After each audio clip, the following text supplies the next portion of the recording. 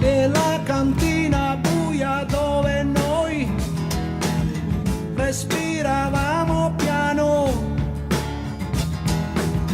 e le tue corse, l'eco dei tuoi no, oh no, mi stai facendo paura. Dove sei stata, cosa hai fatto mai? Una donna, donna, dimmi cosa vuol dire sono una donna ormai? Ma quante braccia ti hanno stretto, tu lo sai?